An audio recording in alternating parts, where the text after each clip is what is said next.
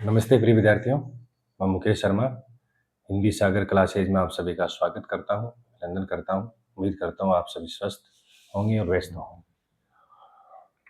School lecturer की तैयारी करने वाले अभ्यर्थियों के लिए मैं कुछ और खास बात आपको बताना चाह रहा था, क्योंकि मेरे अंदर ये ख्याल आता है कि इस मान लो टॉपिक या इस बिंदु की कमी से कोई बच्चा है, वो अभ्यर्थी है, वो वंचित नहीं रह जाए। आज का जो विषय है, जो अभ्यर्थी पिछले एग्जामों में चाहे जितने भी दिए या पिछला 1 दिया या पिछला 2 दिया और वो 2 या नंबर से 3 नंबर से 5 नंबर से रह रहे हैं, उनके लिए महत्वपूर्ण बात है। हाँ, उनको ये लगेगा भी कि हम 2, 4, 5 नंबर से रह रहे हैं तो हमें कोई बताने की आवश्यकता नहीं, मैं मानता हूँ। आवश्यकता नहीं है, लेकिन मेरा ये फर्ज बनता है कि मैंने जो झेली है समस्या है, मैंने जो परेशानी झेली है वो आपके साथ नहीं हो। वो परेशानी हो सकता है मेरे जैसे और भी हो। तो मेरा ये कहने का अर्थ है, देखो मैं सीधा कहने वाला आदमी हूँ, मेरे पास लाग लपेट है नहीं, मैं तो सीधा कहता हूँ जो हुआ है। कई बार क्या रहता है कि परीक्षा के समय हम करते समय पेपर है वो पेपर कर आते हैं और रिजल्ट आता है तो हम 4-2, 4-5 नंबर से रह जाते हैं। कुछ तो कारण है कि प्रश्न डिलीट होते हैं या मान लीजिए जो प्रश्न है वो हट जाते हैं या उत्तर चेंज कर देते हैं, वो एक अलग मैटर है। वो उसमें तो हमारी कोई कमी नहीं है। लेकिन कई बार प्रश्न आते हुए भी गलत हो जाते हैं, ये क्यों रह जाते हैं, उसका कारण मैं आपको बताता हूँ।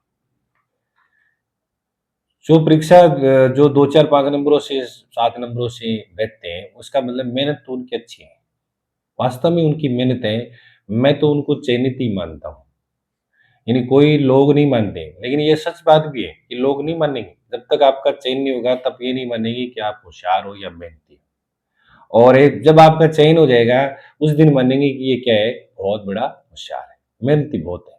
और मैं तो उनको भी मानता हूँ कि जो वास्तव में पास में जाके रहते हैं, उनका मेरी नज़र में सिलेक्शन ही है।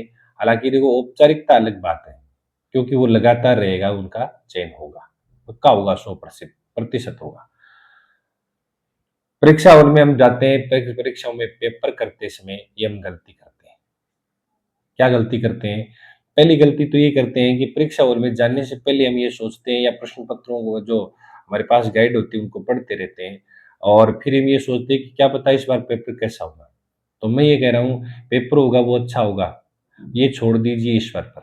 आपने इतने दिन तैयारी की है, आज एक दिन तैयारी छोड़ दोगे तो कोई आसमान नहीं टूट जाएगा। आप उस दिन तैयारी छोड़ दीजिए, पढ़िए मत आप। बिना पढ़े आप उस दिन जाएँ और उस दिन परीक्षा हॉल में बैठ जाएँ और बैठने के बाद जैसे आपके पास पेपर आए, वो पीछे वाली रील है वो आप शुरू कर दें अपने दिमाग में और घबराना किसी प्रकार से नहीं। यानी वो कहते हैं कि जब जाँच भी है तो चूको जरूर देसी, तो घबरावांगा क्यों? पेपर अगर आपनो होवे पेपर आप दे रहे हैं, तैयारी आपनी करेड़ी है, तो आपनो सिलेक्शन है पक्को, सिलेक्शन आपनो ही है। अभी मैं क्या करूँ था ना पेपर करते समय के प्रश्न पढ़ रहे हो आप 1 नंबर। हाँ, तो ये बहुत इम्पोर्टेंट बातें हैं। मैं जब पीछे कम से कम 10 एग्ज़ामों में ऐसे ही रहा था। कभी 2 नंबर से, कभी 3 नंबर से, कभी 1 नंबर से। तो कहने का मतलब लोग ये कहते थे कि ये पढ़ता नहीं है, यही बोलते थे और ये बोलेंगे भी। हाँ, भई वो उनका काम यही है कि उनको पता थोड़ी है कि वो मेहनत करते हैं। तो आप प्रश्न पढ़ते समय तैयारी के बावजूद भी हम रह जाते हैं। उनके लिए बहुत महत्वपूर्ण है ये वीडियो, आप सुन लें पूरा बात। क्योंकि ऐसा मैंने अपनाया है, मैंने तीनों एग्ज़ामों में, केवी में, सेकंड ग्रेड में और फर्स्ट ग्रेड में।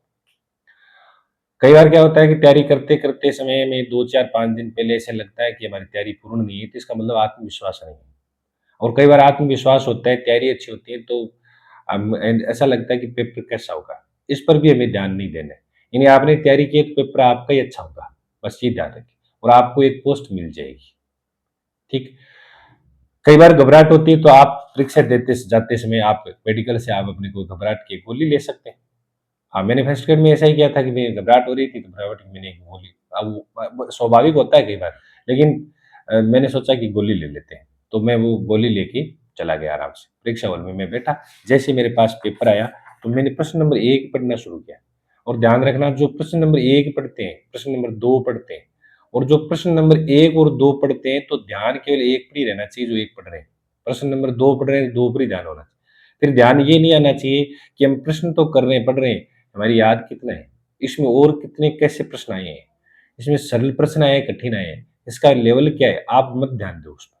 आप इतना ध्यान दें कि मुझे 1 नंबर प्रश्न है उसको हल करना है पहले। उस पर आप ध्यान दोगे तो वो प्रश्न आपका सही जाएगा। नहीं तो क्या होता है कि पेपर में और 10 या 15 प्रश्न ही हार्ड होते हैं, ज़्यादा से ज़्यादा 20 मान लो, इतने कठिन होते हैं। और जो पेपर में 3-4 नंबरों से रह रहे हैं, उनके लिए एक मैसेज बता दूँ कि ये ना सोचें कि मैं 2 नंबर से रहे तो इस बार तो कोई दिक्कत नहीं है। आप ध्यान रखना पेपर का लेवल कैसा भी आ सकता है। पेपर का लेवल का मतलब है कि 10 प्रश्न कठिन आ रहे थे आपको पिछले एग्ज़ाम में, तो हो सकता है इस बार 20 प्रश्न थोड़े कठिन दे दें। तो आपकी तैयारी तो अच्छी है ही, तो 10 प्रश्नों को और कठिन तैयार कर लें आप, थोड़ा अच्छे तैयार कर लें, तो ज़्यादा सही रहेगा। अपनी तैयारी को पिछले वाले एग्ज़ाम से तुलना नहीं करें, कि मेरे पीछे वाला इतना में रह गया तो मैं इस बार तो हो ही जाऊँगा। पिछले वाले को भूल जाइए, आप वर्तमान में जो क्या चल रहा है उस पर ध्यान दीजिए, उसके अनुसार हमें पढ़ना है। पहली बात कि सर ठीक है उसके अनुसार हम पढ़ लेंगे। अगर आप उसके अनुसार पढ़ रहे हो और उसके अनुसार तैयारी कर रहे हो, मान लो वर्तमान के अनुसार, तो ज़्यादा बेहतर रहेगा। अब आप पेपर लेके पेपर नंबर पढ़ रहे हो, 1 नंबर, 2 नंबर आप पढ़ रहे हो और आपके देखना 80% या 70% प्रश्न ऐसे होते हैं, जो आपको देखते ही क्या लगेंगे? सरल लगेंगे। पढ़ोगे पढ़ते ही क्या लगेंगे आपको? कि ये तो प्रश्न क्या है एकदम सरल है।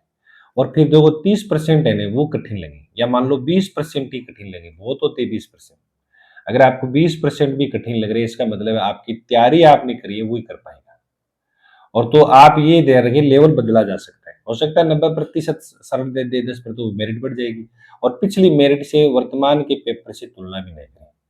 क्योंकि पिछले मान लो 3000 वैकेंसी थी मान लो और मान लो 800 वैकेंसी थी, उनमें कट ऑफ मान लो 300 गई, तो हो सकता है कम पोस्ट में वो कट ऑफ और भी कम चली जाए और ज़्यादा भी चली जाए। ये तो पेपर पर आधारित होता है। अगली बात रही कि पेपर हल करेंगे तो क्या करें? तो पहला तो प्रश्न ध्यान से पढ़ें और प्रश्न पढ़ते समय अगर आप अपने ध्यान से पढ़ लिया, तो मान लो 2-3% तो आप वैसे आगे रह जाओगे। मान लो प्रश्न ढंग से पढ़ा और पढ़ते ही उसमें मान लो 4 विकल्प देखे। कई बार 3 विकल्प ही देखते हैं, 3 विकल्प देखते ही हम उत्तर कर देते हैं या पहले विकल्प से कर देते हैं, अगले ने पूछा नहीं है और हम हाँ करके उसका उत्तर दे। मन में ये रह रहा है कि प्रश्न ध्यान से पढ़ेंगे, लेकिन फिर भी जल्दबाजी में करते हैं कि ये तो बहुत सरल प्रश्न है। ऐसे सरल प्रश्नों को आप सरल नहीं मानिए। कई बार सरल प्रश्न भी आप देखना कि आपको लगेगा कि ये तो कठिन है। तो आप पहला प्रश्न पढ़ा, फिर दूसरा पढ़ा, तीसरा प्रश्न पढ़ा, तीसरे पर ध्यान रखिए, चौथा पढ़ा, चौथे पे ध्यान रखिए। तो आप ऐसे पढ़ते जा रहे हो आप और मान लो आपने 100 प्रश्नों में से आप पढ़ते जा रहे हो और आपको मान लीजिए आपको उनमें से 60 प्रश्न ही आ रहे हैं।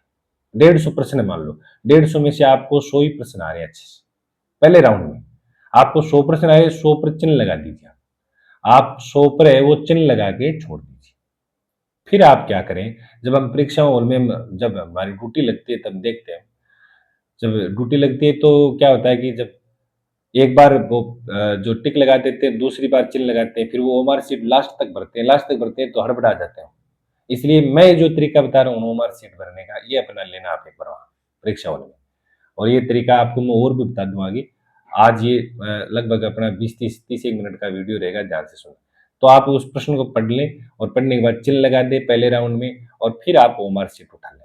ओमार शीट उठा के जितने आपने मान लो 100 प्रश्न के चिन्ह लगाए, उन 100 प्रश्नों को आप उस ओमार शीट में भरें। उससे पहले आप जैसे-जैसे भर रहे हो वैसे-वैसे एक बार पुनः उस प्रश्न को पढ़ लें कि अपना हमारा जो चिन्ह है वो सही लगा या नहीं लगा। क्या पता कई बार चिन्ह 3 नंबर पे लगाना चाहते हैं, लग जाता है 4 नंबर पे। तो एक बार साथ-साथ में आप पढ़ लें। ऐसा मेरे साथ हुआ है कि 2 प्रश्न कुछ ऐसे निकल ही आते हैं कि जो ये तो उत्तर हमने क्या कर दिया, 4 नंबर उत्तर हो रहा था 3 नंबर, ऐसा होता ही है। इसलिए आप ध्यान रखें, दोबारा फिर जो मार्कशीट भर रहे हो उस दौरान भी आप एक बार पढ़ते हुए चलें, आँख बंद करके नहीं कि 4 नंबर है इसका, 2 नंबर ऐसे भर दिया है, ऐसा नहीं। उसको आप पढ़ते हुए चलिए। हम 20 नंबर का भर रहे हैं तो 20 नंबर वो मार्कशीट में उसको भर रहे हैं, 20 नंबर वाला प्रश्न है चेक कर लें। फिर आप 23 वाला भर रहे हैं तो 23 वाला। ये पहले राउंड वाला हो गया। पहले राउंड में चिन्ह लगाया, फिर वो मार्कशीट उठाई उसमें से गोले काले कर दिए। फिर देखो दूसरा राउंड आता है। दूसरा राउंड में मान लो हमें एक 20% या 30% और आ रहे हैं। तो आप दूसरे राउंड में पहले तो इजी-इजी वाले करें पहले राउंड में। एकदम इजी है जो एकदम सरल है वो करें। दूसरे राउंड में जो 2-2 विकल्प वाले उस पर हम गए। इन उसमें दूसरे राउंड में अगर आपको मान लो 20 प्रश्न आ रहे हैं, तो 20 प्रश्न हल कर दीजिए। तो कितने हो गए 120। 120 20 को और भर लीजिए वो मार्कशीट। फिर आपके पास समय आता रहेगा नज़दीक और आप क्या करें 30 प्रश्न और बच के उसको पढ़ लें आप। तीसरे राउंड में 30 प्रश्नों को पढ़ें, यानी दूसरे राउंड में 20 प्रश्नों को पढ़ा है तो उनको भरते समय वापस पढ़ते हुए भरें ओएमआर शीट में तो ज़्यादा बेहतर रहेगा। फिर तीसरा राउंड आएगा, उनमें वो कठिन प्रश्न आएँगे जो आपको सोच-सोच के भरना पड़ेगा अगर आपको आते हैं तो, नहीं तो आप न भरें। यानी प्रश्न आपको श्योर ऐसा लग रहा है कि 2 में से ये प्रश्न सही है, वहाँ तो आप रिस्क ले लें, कम से कम 20 में से मान लो आपको 5 प्रश्नों में रिस्क ले सकते हैं। 20 में से 20 नहीं ले सकते, क्योंकि 20 में से 20 तो 10 प्रश्न ऐसे हैं तो बिल्कुल आ ही नहीं रहे मान लो, तो उनको आप छोड़ दीजिए, 10 में रिस्क ले लो चाहे, 5 में या 10 में रिस्क ले सकते हो आप।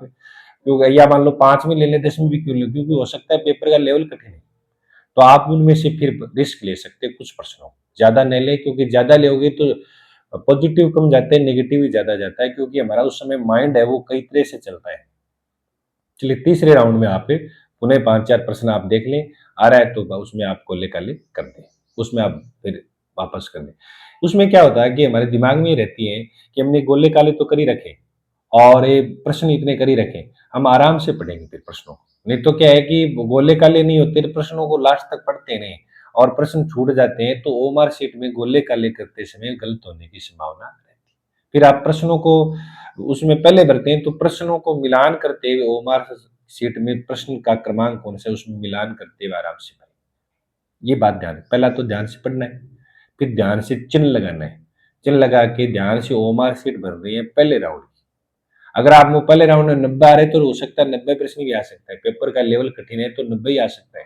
कोई ये कहता है कि वे हो सकता है कि मेरे जैसे मान लो 135 प्रश्न सही थे 150 में से, तो जरूरी नहीं है कि अगले एग्जाम में वो 135 ही सही हो सकता है लेवल थोड़ा कठिन, क्योंकि उसमें व्याकरण अच्छी तो मैं व्याकरण में सारे प्रश्न सही कर गया।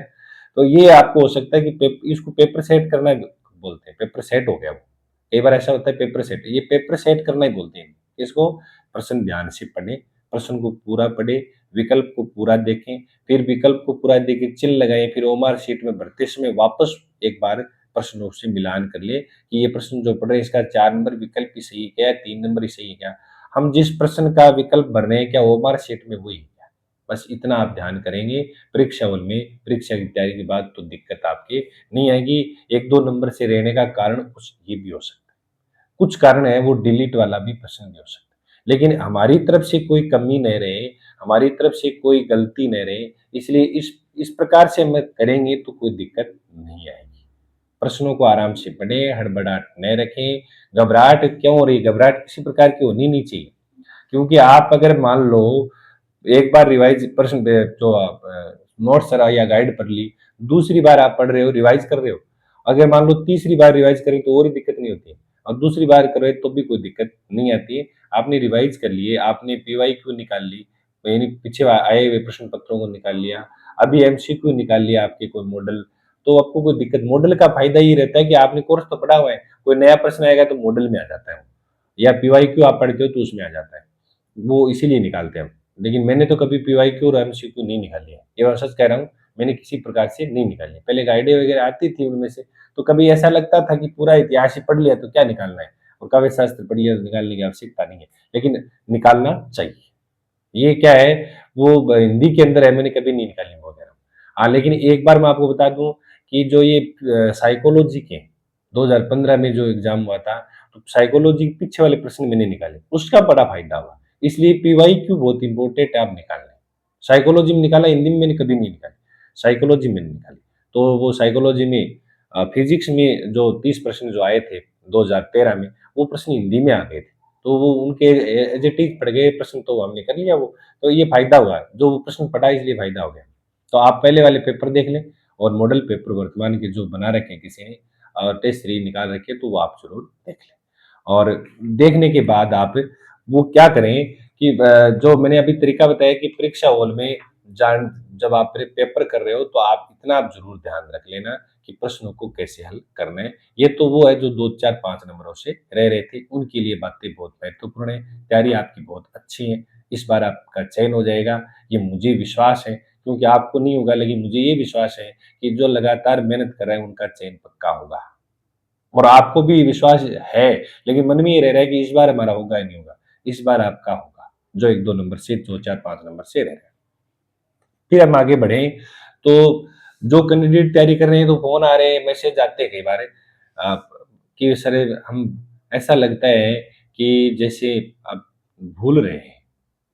तैयारी हमारी तो है, लेकिन भूल रहे हैं और कई बार हम घर में रहते हैं, जॉइंट फैमिली है तो हम तैयारी कैसे कर पाएँ? तो इसके लिए आपको त्याग करना ही पड़ेगा, त्याग करना पड़ेगा इसमें। जॉइंट फैमिली है तो उनसे आप निवेदन करें कि अभी हमें 6 महीने का टाइम हमें और दे दें। 6 महीने में आप 10-10 घंटे निकाल लो, कोई फ़र्क नहीं पड़ेगा। उसमें 10-10 घंटे निकाल कर के आप एक बार सिलेबस पढ़ने के बाद दूसरी बार रिवाइज़ ज़रूर करें। अगर आप रिवाइज़ के चक्कर में सिलेबस पढ़ रहे हो कि मुझे दूसरी बार रिवाइज़ करना ही है, तो आप पहली बार जब पढ़ रहे हो तो आप उसको ऐसे फिर जल्दबाज़ी में नहीं पढ़ें। मैं ये कह रहा हूँ रिवाइज़ का मतलब पहली बार अगर अच्छी तरह से पढ़ लिया, अगर दूसरी बार रिवाइज़ आराम से करें अगर समय के हिसाब से मैनेज करके। नहीं तो कई बार लगता है कि इसको जल्दी से निकाल देते फिर रिवाइज़ करना है, तो ये फिर गलत होता है, क्योंकि हम फिर कोई सा याद नहीं रहता है। तो जितना आप पढ़ रहे हो, उतना आप मज़बूती से पढ़िए और उतना ही आप रिवाइज़ करें, तो ज़्यादा बेहतर रहेगा। पढ़ना चाहिए सारा, हिंदी में तो कोई छूटने वाला है ही नहीं टॉपिक, क्या आप कोई सा टॉपिक छोड़ रहे हो? हिंदी में तो कोई भी टॉपिक इसमें सिलेबस में आपके मिथक और फैंटेसी वगैरह इसमें है नहीं और इसमें आपके अरस्तू का अनुकूलन सिद्धांत और लॉन्जाइनस का उदात्त सिद्धांत, इनके बारे में अगर आप पढ़ रहे हैं, अगर आप देख रहे हैं, तो इनके बारे में मैं बता दूँ आपको कि अरस्तू का अनुकरण सिद्धांत आप पढ़ते जा रहे हो और आपको ये पता ही नहीं है कि अनुकरण है क्या? तो उन्होंने क्या माना है? तो अरस्तू है वो का गुरु था प्लेटो और प्लेटो ने जो विचार रखे उसके विपरीत था कौन? अरस्तू। क्योंकि प्लेटो क्या था, जो अरस्तू था दार्शनिक और प्लेटो था क्या? आदर्शवादी और दार्शनिक जो होता है वो वैज्ञानिक होता है। इसलिए ध्यान रखना अरस्तू वैज्ञानिक था और दार्शनिक था और अरस्तू ने कहा कि भई जो रचनाएँ हैं, जो काव्य हैं वो हूबहू नकल नहीं है। वो है पुनः सृजन है और नवीन कृति है। उसमें भावात्मकता है, उसमें कल्पनात्मकता है। यानी प्रकृति में कमी हो सकती है लेकिन काव्य रचना में कमी नहीं रह सकती। ये ध्यान रखना। उसमें हम कल्पना का प्रयोग कर सकते हैं। लेकिन अरस्तु ने कहा कि जो रचनाएँ लिख रहे हैं वो प्रकृति की हूबहू नकल है, एज़ इट इज़ कॉपी है। लेकिन अरस्तु ने कहा कि ये कॉपी नहीं है। इनमें क्या है पुनर्सृजना है और उनमें नवीनता है, उनमें भावात्मकता है, उनमें कल्पना है। बस इतनी बातें याद रहनी चाहिए। फिर इनका समय क्या था 384 ईसा पूर्व से लेकर 322 ईसा पूर्व तक। ऐसे आपको उनको अरस्तु का समय याद रखना है। प्लेटो में थोड़ी बहुत बातें आपको पढ़नी है। प्लेटो क्या विचार था? हालाँकि प्लेटो आपके आएगा या नहीं, आएगा प्रश्न अरस्तु का ही। अरस्तु ने क्या विचार रखे? फिर अरस्तु की 2 रचनाएँ हैं, भाषण शास्त्र और काव्य शास्त्र, उनका नाम याद रखिए आप। तो ऐसे आप याद रखोगे उनके पिताजी वो कहाँ रहते थे, चिकित्सक थे, दुनिया में क्या वो प्रश्न नहीं आते हैं। आपको इतना ही आता है कि इनका जन्म कब से लेकर कब तक क्या था और उन्होंने कौन-सी रचनाएँ लिखी और उन्होंने क्या विचार दिए अनुकरण सिद्धांत में। इनका विवेचन सिद्धांत नहीं है, एक अनुकरण सिद्धांत ही पढ़ना है अपने को। अरस्तू का अनुकरण सिद्धांत और लॉन्जाइनस का उदात्त सिद्धांत। मैंने कहा ना उदात्त सिद्धांत में उदात्त विचार हैं, जो 5 हैं, 2 आंतरिक हैं और 3 बाह्य हैं। उनको पढ़ लेना ध्यान से और फिर उनके विपरीत सिद्धांत, उनके जो विपरीत जो है वो भी 5 है, उनको भी पढ़ लेना आप, ठीक है? उदात्त सिद्धांत के विपरीत 5 उन्होंने दिए थे जो वो पढ़ लेना। इनको समझ लेना आप कि क्या आंतरिक है को क्या बाह्य है और उदात्त होता क्या है? उदात्त कहते किसे? और उनकी रचनाएँ कौन-सी है? प्रेयसिस जो रचना है उनको भी आप देख लेना। उसका अंग्रेजी में अनुवाद किसने किया वो भी आप देख लेना। तो ऐसे आप उनमें से कोई कठिन प्रश्न नहीं आते हैं। उनमें आते हैं तो सरल से ही प्रश्न आते हैं, उनको आप बारीकी से देखें और फिर नंबर किस में नहीं कटे वो आपको बता देता हूँ, कि छंद पढ़ रहे हैं आप, तो छंद पढ़ते समय छंदों की विशेषता देख लें, कौन-सा अर्ध सम है, कौन-सा विषम छंद है और कौन-सा मात्रिका और कौन-सा वर्णिक छंद है और कौन से वर्णिक छंद की क्या विशेषता है और कौन से मात्रिक छंद की क्या विशेषता है। इनमें से पूरे नंबर आते हैं, इनमें गलत कैसे करते हैं मैं आपको बता दूँ, मात्रा गिनते समय गलत करते हैं या वर्ण गिनते समय गलत करते हैं। तो आपको अगर गण का सूत्र अगर याद है तो वर्णों को गिन सकते हैं, अगर आपको मात्रा नियम याद है तो मात्रा आप गिन सकते हैं। ये अनुस्वार में कौन क्या माना जाएगा, चंद्र बिंदु वाला लघु वर्ण है उसको गुरु माना जाएगा, लघु माना जाएगा। वो नियम आपको याद होने जरूर चाहिए। इनमें से नंबर नहीं कटा। एक नंबर जो कईयों के कटते थे, मैं जब प्रश्न करता था तो मेरे मेरे तो नहीं कटता था, लेकिन और जो पूछते थे तो बोले इसमें नंबर कट गए। एक वो जो क्रम लगाना आता है, शब्दों का सही क्रम लगाइए, यानी जो हम लगाते थे कि जो उनके अनुसार वर्णों का सही क्रम लगाना आता था कि शब्दों का सही क्रम लगाइए शब्दकोश के अनुसार। तो उनमें जो लगभग लोग गलत करते थे, उनमें प्रश्न हमारे गलत नहीं जाने चाहिए। और लोकोक्ति, मुहावरे, पर्यायवाची, विलोम शब्द, संज्ञा, सर्वनाम, पत्र से संबंधित पत्र का एक भी प्रश्न गलत नहीं होना चाहिए। पत्र के तो सरल से प्रश्न आते हैं और पत्र वाले मैंने वीडियो डाल रखे हैं, वो आपके सिलेबस में वो आप ज़रूर देख लें, उनके प्रश्न नंबर नहीं कटेंगे और कटने के कोई चांस भी नहीं। तो पत्र में नंबर नहीं कटने चाहिए। फिर देखो नंबर एक, अरस्तु में और लॉन्जाइनिस की उदार सिद्धांत में 90% आपके प्रश्न के नंबर नहीं कटेंगे, क्योंकि उनमें मोटा मोटी आता है। उनमें ध्यान रखना चाहिए कि भावात्मकता कल्पनात्मकता किसने कहा है और अरस्तु की रचनाएं कौन सी हैं, अरस्तु का समय क्या रहा था और लॉन्जाइनिस का समय क्या रहा था। तो ऐसे आप उनमें मतलब एक बार देख लें। फिर आप वक्रोक्ति सिद्धांत पढ़ रहे हो तो उस वक्रोक्ति सिद्धांत में क्या दे रखा है उसमें भी नंबर नहीं कटते हैं। अगर आपने ध्वनि सिद्धांत पढ़ रहे हो तो भी आप ध्वनि सिद्धांत के अलग अलग आचार्यों के नाम याद कर लें कि इन्होंने क्या कहा था। फिर आप हेतु पढ़ रहे हो, काव्य हेतु। हेतु का मतलब होता है कारण, काव्य रचना का कारण क्या है और इन काव्य रचना के कारण और काव्य रचना के प्रयोजन उद्देश्य क्या रहे, किस उद्देश्य को लेकर लिखा गया। तो प्रयोजन और हेतु आप दोनों अच्छे से पढ़ लें। फिर काव्य के लक्षण तो गलत जाते ही नहीं है, लगभग तो यही पूछते हैं, रमणीयार्थ प्रतिपादक शब्द काव्यम, वाक्यम रसात्मकम काव्यम, ठीक है, शब्दार्थो सहितो काव्यम, ठीक है, तद दोषो शब्दार्थो से गुणार्गन पुनः कवापी, ठीक है। ऐसे ही प्रश्न पूछते हैं। यानी कहने का मतलब शरीरंता वधिष्ठार्थ विच्छिन्ना पदावली, ये कहने का मतलब है दंडी की रचना है, ठीक है। और तद दोषो शब्दार्थो से गुणार्गन पुनः कवापी, ये मम्मट की विचारधारा है। वाक्यम रसात्मकम काव्यम विश्वनाथ की है। रमणीयार्थम प्रतिपादक शब्दम काव्यम ये जगन्नाथ की है, ठीक है। शब्दार्थो सहितो काव्यम ये भामे की है। तो कहने का मतलब है इनके आप काव्य लक्षण याद कर लें। फिर मैं आपको बता दूं कि काव्य लक्षणों को अगर आप पढ़ रहे हो और काव्य लक्षणों को पढ़ते समय ये जो कुछ विचारक हैं, कुछ विचारक कौन से हैं जो पाश्चात्य विद्वान हैं, पाश्चात्यों के अगर आप पढ़ रहे हो काव्य के लक्षण आप पढ़ते समय, जब आप पाश्चात्य विद्वानों के पढ़ते हो, पाश्चात्य की भी है और हिंदी के भी पढ़ते हो, तो उनमें पढ़ना कैसे देखो, इनमें इनमें किस प्रकार से हम पढ़ेंगे तो ज्यादा सही रहेगा या याद रहेगा। तो मैं आपको थोड़ा सा तरीका बता देता हूँ कि आप उनमें कैसे पढ़ेंगे। जैसे मान लो काव्य के लक्षण में हम विदेशी पढ़ रहे हैं, कौन से कोलरी, सर्वोत्तम शब्दों का सर्वोत्तम क्रम, सर्वोत्तम सर्वोत्तम, ये सर्वोत्तम है ऐसे परिभाषा किसने दी है तो कोलर, कोलर ने दी है कि कोलर है वो सर्वोत्तम होनी चाहिए, नहीं कोलर सर्वोत्तम नहीं होती है तो वो शर्ट अच्छी नहीं होती है। अब सर्वोत्तम जहां नाम आएगा वो कोलरिच है, ठीक है। दूसरा मान लो मैथ्यू आर्नोल्ड की परिभाषा कविता जिनकी आलोचना है। हाँ तो आलोचना वही करता है जो अलडाता है, जोर जोर से अलडाता है आर्नोल्ड है, यानी वो आलोचना ही करता है, उसके समझ में तो आते नहीं है तो वो अलडाता है। आर्नोल्ड ऐसे याद कर लेना, आलोचना। आलोचना देखो इनमें भी, इन्होंने भी कहा है, किन्होंने, प्रेमचंद ने कहा है कि कविता जीवन की आलोचना है। कविता क्या है, प्रेमचंद ने भी ये परिभाषा दी है, ध्यान रखना। प्रेमचंद की भी एक परिभाषा है कि कविता जीवन की आलोचना है और एक आर्नोल्ड ने दी है, दोनों ने परिभाषा याद रखी। तो आर्नोल्ड क्या है तो जीवना, कविता जीवन की क्या है आलोचना, तो आर्नोल्ड मतलब अल्डाया, वो अल्डाया जोर से तो आर्नोल्ड आलोचना, ठीक है। आलोचना करते हैं फिर हम जोर जोर से बोल के।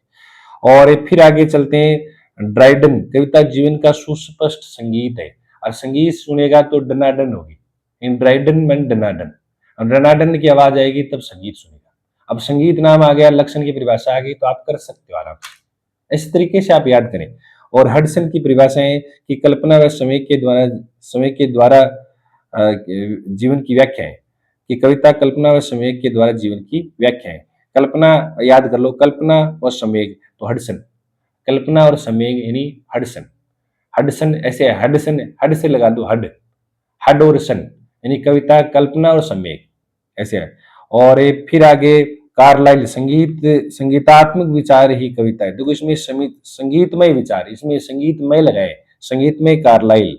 और ड्राइडन का सुस्पष्ट संगीत, डनाडन होगी तब सुस्पष्ट संगीत, ये ड्राइडन हो गया और आर्नोल्ड वाला हो गया और हडसन वाला हो गया, समझेगा। तो ऐसे आप उनको याद करेंगे नहीं तो ज्यादा सही रहेगा। कोलरिज मानी सर्वोत्तम सर्वोत्तम, ऐसे कोलरिज पूरा याद करने की जरूरत ही नहीं है आपको, इतना याद कर लोगे तो याद रह जाएगा।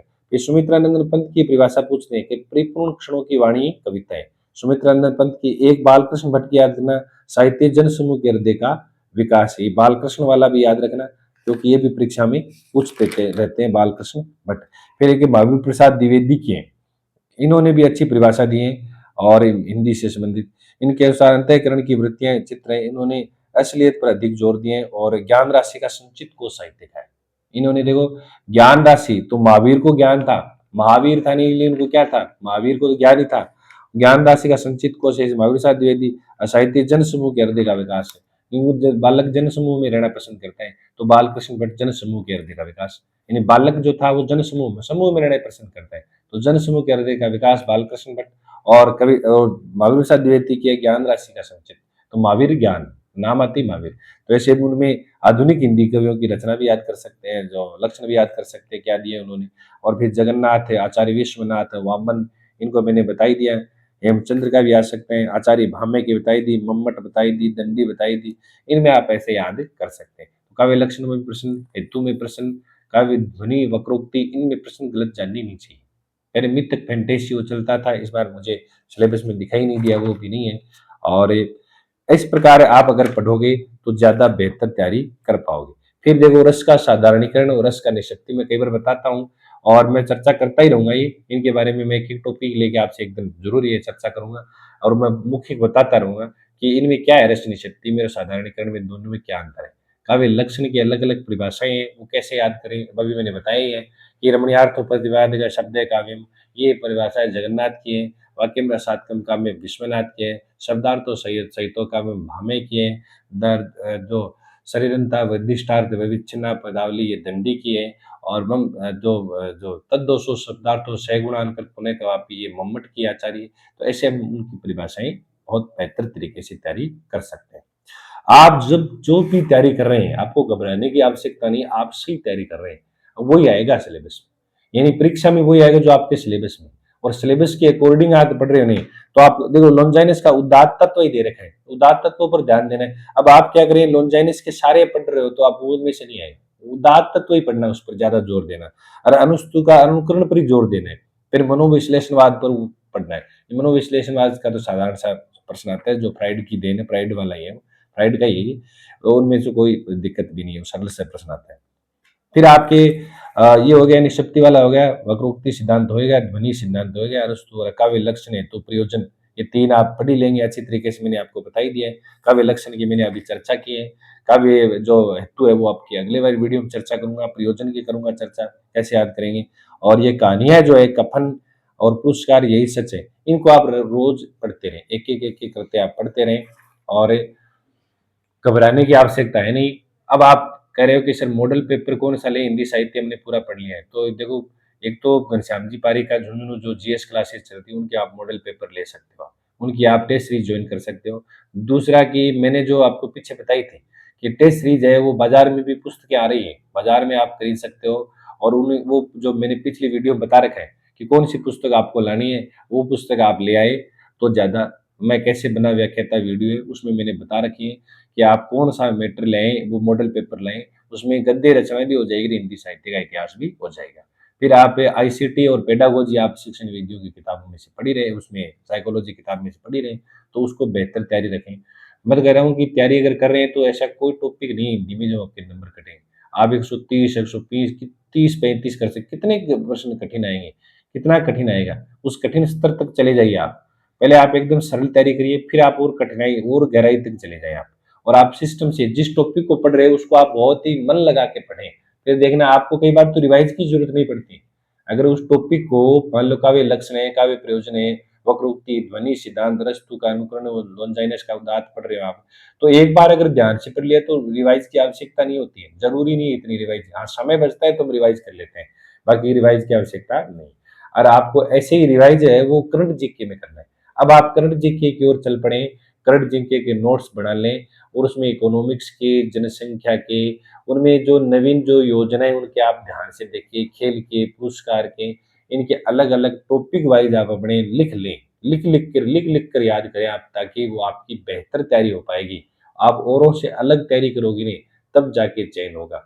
और आपके पास जो मेटर है वो पर्याप्त है, मैं पुनः कह रहा हूँ, आप केवल उनको रिवाइज करना है, बार बार रिवाइज करना है, बार बार रिवाइज करना है।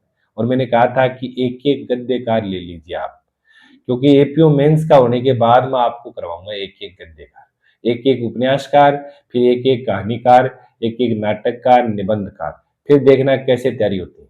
तैयारी ऐसी होगी जो मेहनत करनी पड़ेगी, यानी मेरे पास रजिस्टर में तो लिखा हुआ है, और मैं उनको कैसे बेहतर करके और तरीका कैसे लगा करके आपको बता पाऊँ कि कम समय में आपके समझ में आ जाए, वो मैं आपको ज़रूर बताऊँगा।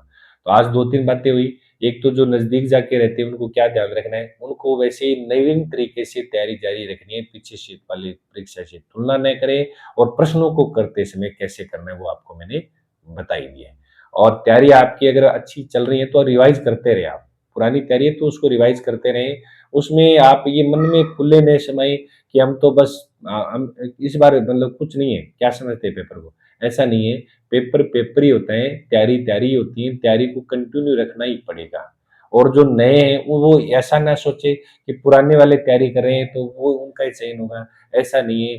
कई बार हम जब तैयारी करते हैं गरम-गरम और गरम-गरम तैयारी करते हैं, हाथों-हाथ एग्ज़ाम आता है तो हम हाथों-हाथ देते हैं एग्ज़ाम और हमारा चयन हो जाता है। क्योंकि वो जल्दी याद रहता है, क्योंकि आपका माइंड भी तो नया है। जो नए तैयारी कर रहे हैं उसका माइंड भी नया है। फिर क्या है, कई एवरेज के पास में है, कोई घर पे काम करने गृहिणी है, तो उनको आपको घबराने की ज़रूरत नहीं है। आप भी क्या करें, समय मैनेज करें, घर पे कम से कम टाइम दें, खाने में या झाड़ू पोंछे में कम से कम टाइम दें और आप समय मैनेज करके एकांत में पढ़िए। और बाल-बच्चा है तो आप छोड़ दीजिए सास-ससुर के पास या माता-पिता के पास, वो रख लेंगे, कोई फ़र्क नहीं पड़ता। 6 महीने, 7 महीने, 12 महीने मेहनत कर लेंगे जच के, क्या फ़र्क पड़ेगा?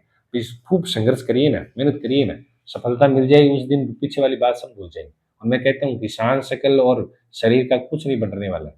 शान, शकल आपकी अच्छी है, अगर आपका शरीर अच्छा है, तो कोई नहीं चाहेगा इसको।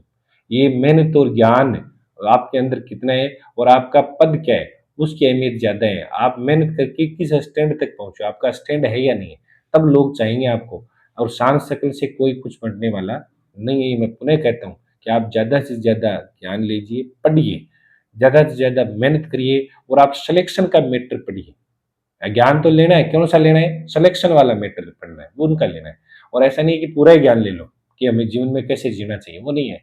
आप अगर तैयारी कर रहे हो जिसकी, उस पर आप पूरा फ़ोकस कर दीजिए और पेपर फर्स्ट और सेकंड दोनों को बराबर मैनेज करते हुए चलिए। ऐसा नहीं है कि उनको टाइम नहीं, जो टॉपिक नहीं आ रहा मैंने कहा वो छोड़ दो। कौन से में? फर्स्ट पेपर में, सेकंड में तो बिल्कुल नहीं छोड़ना है। फर्स्ट पेपर में छोड़ दो आप। नहीं आ रहा है तो जो टॉपिक नहीं आ रहा है छोड़ दो, उसमें 5-4 प्रश्न आ रहे हैं तो वो छोड़ दीजिए। कोई दिक्कत नहीं है। लेकिन 10 प्रश्न आ रहे हैं तो वो नहीं छोड़ सकते। 5 या 4 आ रहे हैं तो आप छोड़ दो, क्योंकि मैथ निकाल रहे हैं ना कई, मैथ निकालने वाले मैं आपको बता दूँ कि जो मैथ में हमारे साथी वालों ने कइयों ने निकाली थी तो वो उनको ही नहीं आए वो प्रश्न। जिनकी मैथ थी वो भी चकरा के गए, ऐसे प्रश्न कहाँ से आ गए? इसलिए मेरा ये मानना है कि जिनको मैथ नहीं आती है वो मैथ से के साथ छेड़छाड़ नहीं करें, उनके साथ उनसे नहीं खेलें। उनसे दूर रहें क्योंकि आग का गोला है वो, क्योंकि वो आएगा ही नहीं। और मैथ जिनको आ रही है वो मैथ निकालें, नहीं आ रही है तो और में तैयारी करें आप अच्छी तरीके से। और इंग्लिश तो है, वो भाषाएँ एक बार आप देख लें, उनमें से रिपोर्टेड स्पीच और एक्टिव वॉइस, पैसिव वॉइस कर लें तो सही रहेगा। इस प्रकार से आप दिमाग में वो रात दिन वही चलनी चाहिए। जैसे-जैसे परीक्षा नज़दीक आ रही है, आपके अंदर किताबें चलनी चाहिए, आपके अंदर प्रत्येक लाइन चलनी चाहिए और आप सोने से पहले, जब आपका टाइम क्या रहता है वो अपने हिसाब से है कि मैं तो क्या करता था, सुबह जल्दी उठ के पढ़ता था और रात को 11 बजे सोता था। फिर रात को मुझे मान लो सुबह जल्दी उठने वाले 3 बजे उठ जाता था तो मैं उस समय पढ़ने लग जाता। मेरा कोई समय नहीं था वैसे निश्चित कि इस समय पढ़ना। हाँ, लेकिन टाइम उतना ही देना था फिर। मुझे टाइम उतना ही देना था, नींद मुझे 5 घंटे या 6 घंटे लेनी थी पूरी, उतनी लेता था मैं। लेकिन टाइम मुझे पढ़ाई में जितना देना था मैंने 6 महीने, 12 महीने, 7 महीने से सोच लिया कि बस इस बार यही है, भर्ती है, सब कुछ है, फर्स्ट ग्रेड ही है। बस ऐसे करके और सोते समय आप दिन में क्या पढ़ा उसका आप एक बार स्मरण ज़रूर किया करो।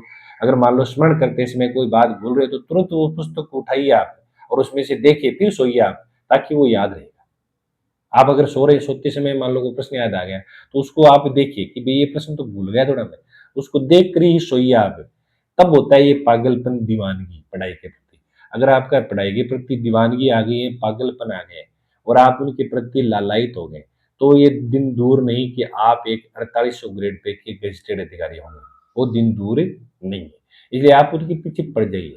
आप दिमाग कहीं बँटाइए मत। घर का काम अगर 2 घंटे आप 3 घंटे अगर कोई गृहिणी महिला कर रही है, तो करके फिर वापस उसी रूम में चली जाइए, उसी जगह। और आप ये कह दें कि अब मुझे डिस्टर्ब नहीं करें, मैंने काम कर दिया है, अब मुझे कोई बाधित नहीं करे कि गिलास पानी का पकड़ाना है या खाना देना है। क्योंकि हम भाव है, सास-ससुर के प्रति आदर भाव है।